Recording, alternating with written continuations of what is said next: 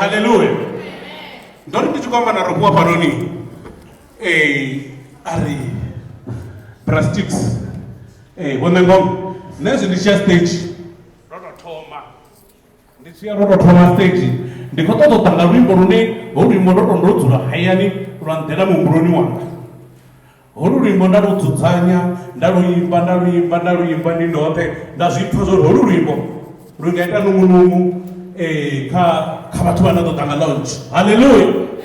Zino horo rimba waka city. No deeper haro. Basongori bachuru pawari and dolwana na city.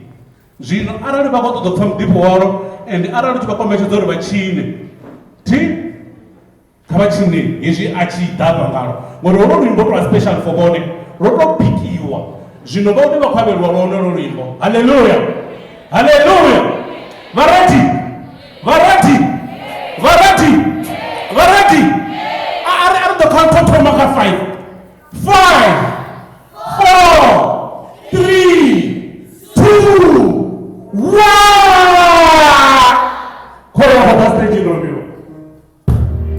Papa, nakusi namuona mwana mketwa. Wale mzurungi na tuuma kore. Wale tonda wanyita kore. Whatever she one and something in chip. Whatever Tona baby Wangava and Disaparo Shaku. He and that sheer and the Venaskamunga. He knows Nachenda Badel Show.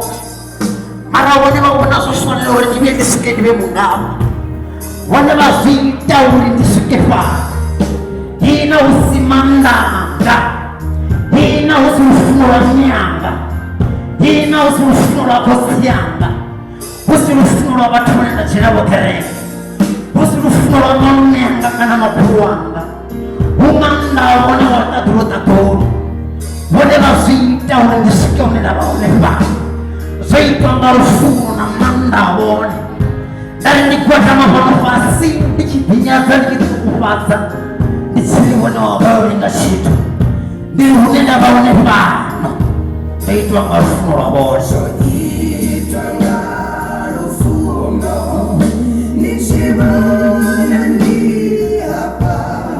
Itu yang cirizi. Nisibana ni one. Namu siwa tena.